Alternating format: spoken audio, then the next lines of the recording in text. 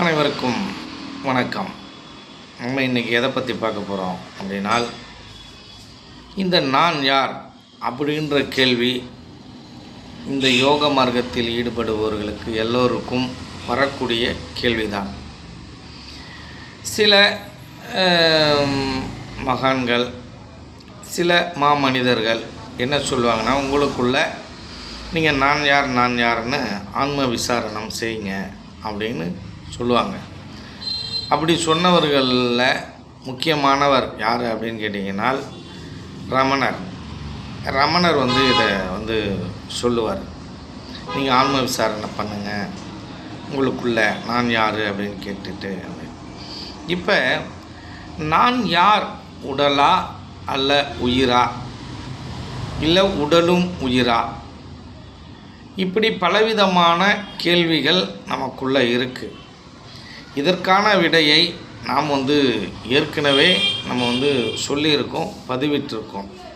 நான் இந்த உடலா உயிரா அப்படின்ற அந்த சாப்டரில் நம்ம பதிவு பண்ணியிருக்கோம். இப்போ இந்த கேள்வியை நீங்கள் உள்ளுக்குள்ளே கேட்கும்பொழுது உங்களுக்கு விடை தெரிஞ்சிருச்சு. விடை தெரிந்ததுக்கப்புறம் நீங்கள் அடுத்த நிலை எதை நோக்கி போகணும்? இப்போ இந்த உடம்பு நமக்கு தேவைதான். இப்போ எது வரைக்கும் இந்த உடம்பு தேவை அப்படின்னால், இந்த உடம்புக்குள்ளே தான் நம்மளுடைய உயிர் இருக்குது.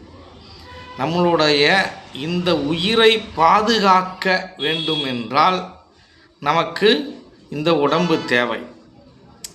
இப்போ உயிர் பாதுகாப்பாக இருக்குது, நானாக இருக்கேன் அப்படின்னா இந்த உடம்பு தேவையில்லை. இதுதான் திருமூலர் என்ன சொல்கிறாரு, உடம்பை முன்னன் இருக்கென்று நினைத்தேன். உடம்பு தானே, இது சாப்பாட்டோட பிண்டம்தான் அப்படின்னு நினச்சேன். ஆனால் அந்த உடலுக்குள்ளே ஒரு உத்தமன் இருக்கிறான், இறைவன் குடிக்கொண்டு இருக்கிறான். அப்படின்றதுனால நான் என்ன பண்ணேன், இந்த உயிரையும் நேசித்தேன், உடலையும் நேசித்தேன், உடலையும் ஓம்பினேனே அப்படின்னு சொல்லுவார். ஏன் இந்த உடலை பாதுகாக்கிறார் அப்படின்னால், இதுக்குள்ளே தான் உத்தமன் இருக்கிறான். இந்த உடலுக்குள்ளே தான் நம்ம இறைவனை காண முடியும். அப்படி இறைவனை நம்ம உள்ளுக்குள்ளாரையே பார்த்துட்டோம். அதுக்கப்புறம் இந்த உடல் தேவையா அப்படின்னா தேவையில்லை. அப்போ எது வரையிலும் இந்த உடம்பு தேவை அப்படின்னு நீங்கள் பார்த்தீங்கன்னா, இந்த இறைநிலையை அடையும் வரை, இந்த உத்தமனை காணும் வரை இந்த உடம்பு தேவை. அதுக்கப்புறம் தேவையில்லை. உங்கள் தன்மையை பொறுத்தது அது.